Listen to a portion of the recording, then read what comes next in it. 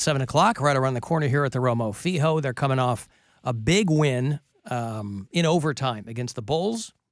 It was 145 to 134 the other night. So they'll play the Suns here at home. They'll head to Denver to play the Nuggets. Then they'll play the Suns in Phoenix, and they'll be on the road for a bit.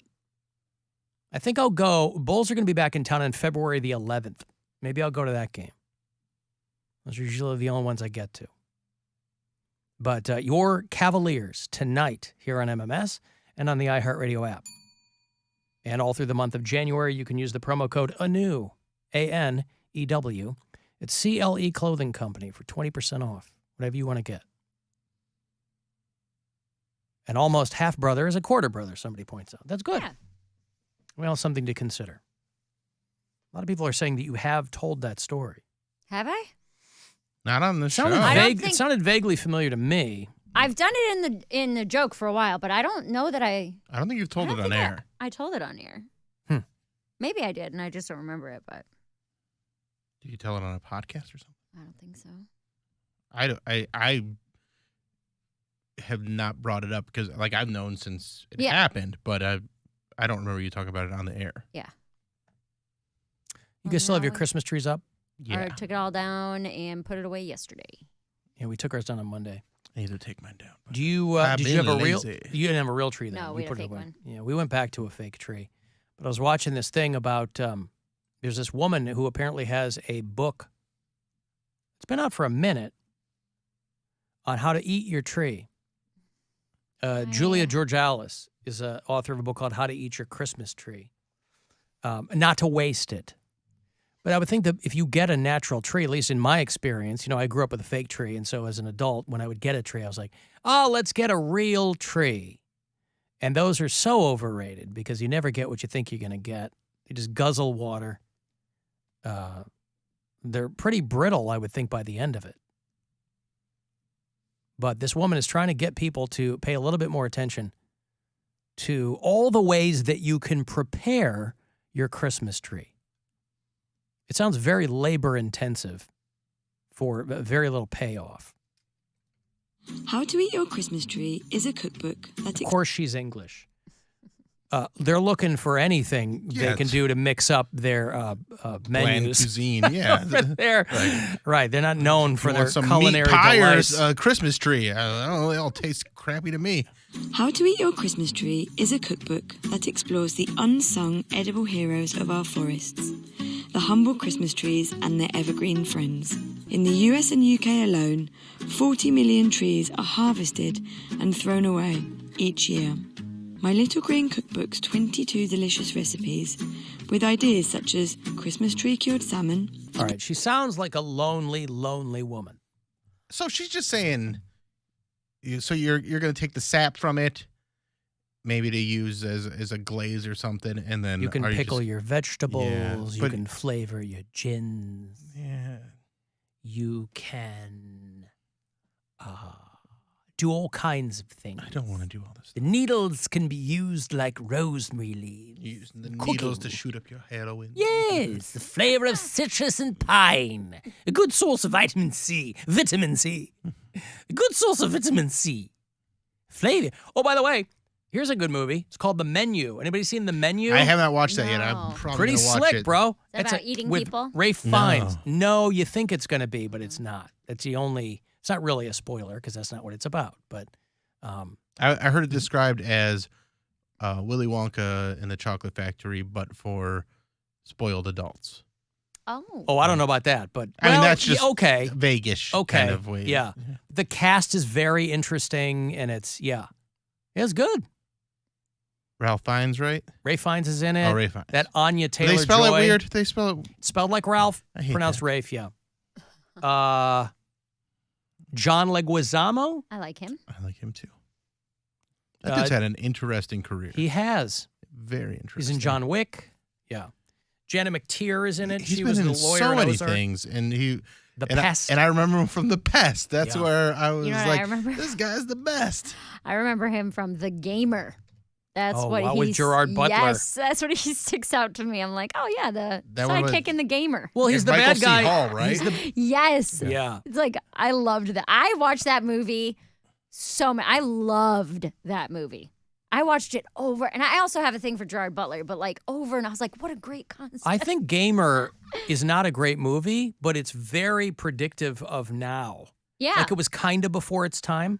That's the one where they're playing video games with real humans, Yeah. right? Prisoners. Yeah. Anyone who's on if you're on death row, the premise is if you're like scheduled to die, what you can do is you can die in prison or you can sign up to be part of this program where rich people play you as a video game. And if your person wins, you get out of prison. You don't. So you it's no like longer have to serve. Kinda like the Running Man or is. Running Man. That's such a cool concept. Well, I mean, there's other concepts before it, but it's a little derivative of those. Yeah. But it's an adaptation of those. If you've never seen The Running Man, that's have not. one. I think that's on Paramount Plus. I just watched it the other day, and I don't know if it holds up. Yeah. Well, it is peak them trying to make Arnold a movie star, but also make sure he has plenty of quick little one-liners after Right. every like punch he throws and person he kills. Stephen King. Oh, he wrote the book? I think under the Richard Bachman name. But yeah, Running Man is Stephen King. But yeah, Leguizamo's he's the bad guy in Violent Night. A brand new He's Santa? No, David Harbour is Santa. But Santa's a good guy. You know. But people forget, you go way back, and John Leguizamo was doing like those one-man shows on Broadway. Mm-hmm. He was in a movie I believe it was called Empire, about selling drugs. That was... it was interesting to me at the time. It might not hold up, but I thought it was good at the time. And then he was the clown in Spawn. Yeah, right. Yeah, no, he kind of got famous like in the early 90s. He did a Broadway show called Spick-O-Rama, where it was just him talking about like Latino stereotypes and stuff, and then you'd start seeing him. But yeah, a lot of people remember The Pest. Yeah, The Pest was hilarious when I was a kid. Yeah. I thought that was the wildest, like, funniest movie. But he's always doing something. He's in Encanto, for people who watch that. yeah. His voice, he's Bruno. We don't talk about Bruno. Right. No. Yeah. Anyway, he's good. I like Leguizamo. You're never disappointed when you see him show up in something. He was Boy in Alley in Steven Seagal's Out for Justice. I love movie titles like that, or like characters like that, where it's just like guy on the street. Or Well, guy number you 3. figure back then, if you're a Latino actor, you're trying to break out of liquor store gunman, Yeah. or random Latino number 2, or I Private Ortiz in some war movie. I love a character with a name and a number. Hookup number 5. Hookup number. You didn't make the cut for hookup number 4. Get your ass back to hookup number 6. He was Tybalt in that The Romeo and Juliet. Romeo and Juliet, yeah. I love by the way, Romeo and Lerman Juliet. one. Yeah, Baz Luhrmann. The Romeo hot and in here. Juliet from 60 years ago or Hot in whatever. here. It's 75 degrees in here. Oh, Turn it down, bro. Come on. This is torture. This is torture. Don't do this to us. When I was a kid, my mom loved the 1968 Romeo and Juliet. And they used to put out soundtrack albums that had the dialogue. So it didn't have to be a musical. I remember as a kid repeatedly hearing my mom play the soundtrack. Love me, but the 60s version. The Romeo and Juliet soundtrack had all the dialogue. It was Franco Zeffirelli was the director. And it was Olivia Hussey was the girl. And Leonard Whiting was Romeo. And they were teenagers. Did you see the story? No. That they are suing Paramount Pictures. They both are alive.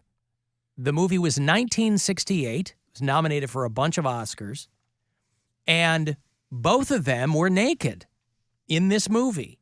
And they are now, 53 years later, they're both in their 70s, and they're suing Paramount for sexual exploitation of children. They're suing them for like hundreds of millions of dollars. In their Which 70s? is so, yes. What are they going to do with all that money if they win? I don't know. Well, you can have a lot of money and be 70, but it sounds like they're trying to take advantage of the moment. You shouldn't. Because they said that the director, who died a few years ago, told them that there would be no nudity in the film, that they would wear like flesh-colored leggings or whatever. But there's a lot of teenage nudity in that movie. He was 15. She was 15, and he was 16. But why now? They're seeking damages in excess of $500 million. Sheesh. Oof. Maybe because they're still out there and you can watch the movie. I don't know. But pretty wild. I got some money here for you. It's no $500 million. There's simply no way to know what percentage of that amount $1,000 is. But that's what you get now to go fund yourself. Good luck. The Buzzard wants you to go fund yourself and score $1,000. Enter the nationwide keyword check at WMMS.com. That's check. Enter it now at WMMS.com. And good luck from Buzzard Radio. Alan, it was only a few years ago that Olivia Hussey defended the nude scene, saying that it was needed for the film. Well, somebody got to her. The lawyers got to her and said, you should sue for $500 million. Tired of being in that retirement home. I can't even say $500 million without doing the Dr. Evil pinky at the end of my mouth. $500 million. That's what I think about. Suing for $500 million. I thought he was talking about billions in that movie. Yeah. He jumps around because at first he's like $1 million and everybody's laughing. I'm like $1 million. Oh, that's not that much. That's not that much. Poundcake, are you ready for the sports break? Yes, I am. All right. Play ball! This is a Poundcake Sports Break!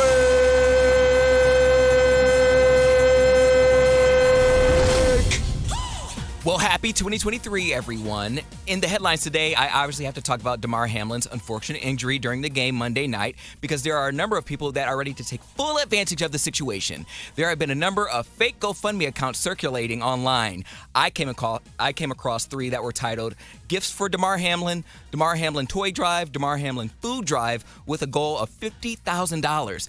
That is despicable. I can't believe anyone would try to exploit the situation for their own ends, especially whoever started the D's Out for Damar account. There's a special place in hell for people like you. Also, Dave & Buster's co-founder, James Buster Corley, has died at the age of 72 from what investigators are saying is a suicide. I just want to go on the record here and say I don't believe that. He was 72. I mean, he was almost there. He has a chain of gaming restaurants all over the country, and what would make him do this? My guess is that he was testing a new software for a new Russian roulette game simulator, and it just went rogue.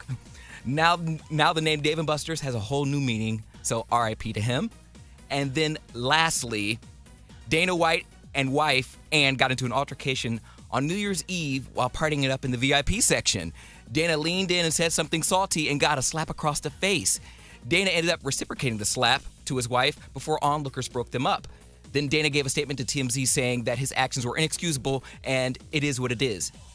In quotation marks, obviously. And he's right, it is what it is. But if Dana White was a Dana Black or a Dana Brown, it would be a felony. And that, ladies and gentlemen, concludes this Poundcake Sports Break. Play ball! This is a Poundcake Sports Break!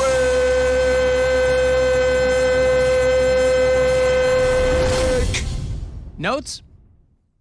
Concluded? What? The way you said concluded was weird.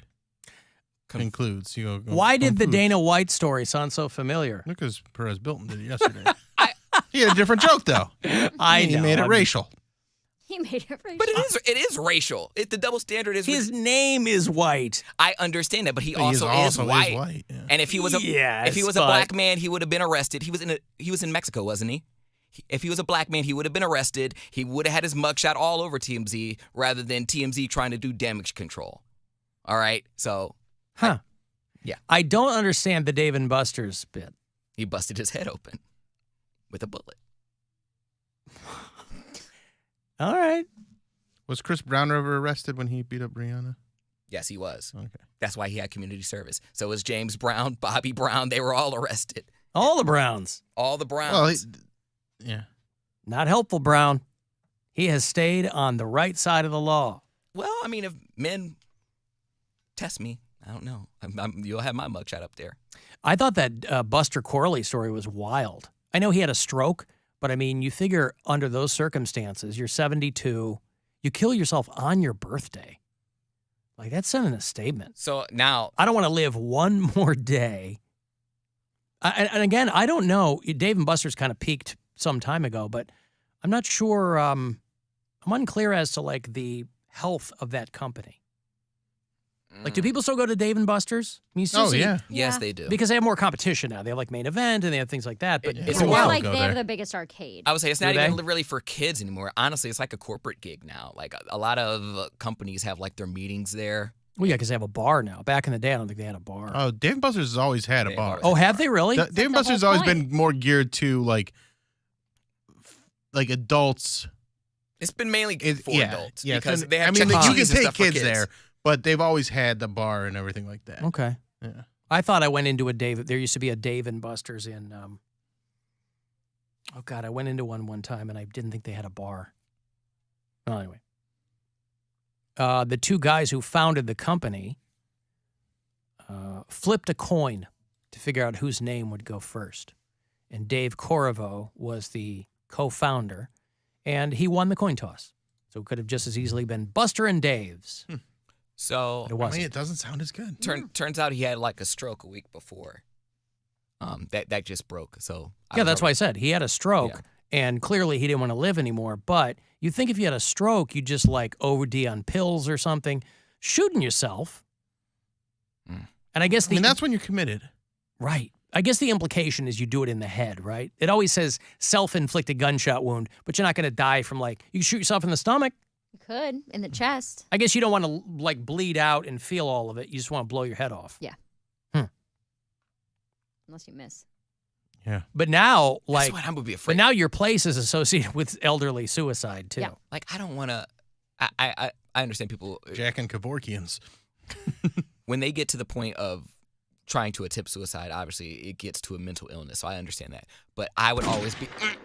Suicide is not attached to mental illness necessarily. I think the attempt, not contemplating suicide, but attempting suicide, you're not in a good mental state right now. I don't think anyone Well, that's is different in than the right mental mind illness, when they want to kill though. themselves. I don't know about that. I think there might be a lot of people who attempt suicide who don't consider themselves mentally ill.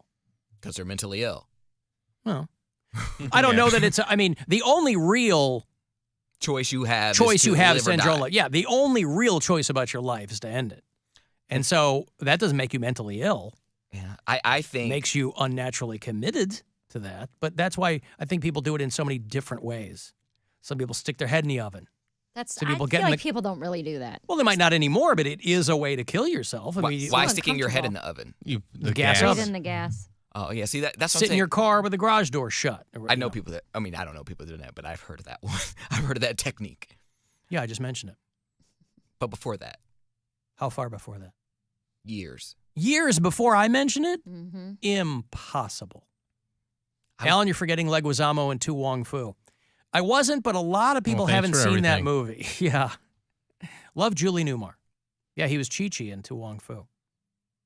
Because it was Wesley Snipes, Patrick Swayze, Patrick Swayze, that's right. and John Leguizamo were drag queens. Dave & Buster's is adult Chuck E. Cheese.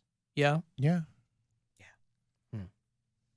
But I mean, it's still geared to it's geared to like the whole family more than Chuck E. Cheese is. Chuck E. Cheese is for kids specifically. You still have Say the stupid a prizes are for strong kids. yeah, like a big aspect of Dave & Buster's is being able to go with the parents can have fun and the kids can have fun. You know what the E stands for in Chuck E. Cheese, Poundcake? You've been to Chuck E. Come Cheese as a on. young man, I have. right? His This middle is- name. What's his middle name? I don't know if this is urban legend or if it's the actual middle I'm name. pretty sure it's Emmanuel. no, it's I not like Emmanuel Charles in Spain. Emmanuel Cheese. Good I like one. that. It's Chuck Entertainment. Entertainment. Cheese. Charles Cheese. Entertainment Cheese, which is terrible. It's terrible. Why give him a real first name, a fake middle name, and then cheese? I like Emmanuel. I like Emmanuel too. Charles mean- Emmanuel Cheese. Maybe he There got was his a name t- changed once he got into it. Like Yeah. I'm getting my name changed to Mary Showbiz Santora. Doesn't make it any less real. All right. All right. I was more of a Mark's Fun Time Pizza Palace guy myself. And his middle name is Funtime Pizza. Yeah. Bill Funtime Pizza.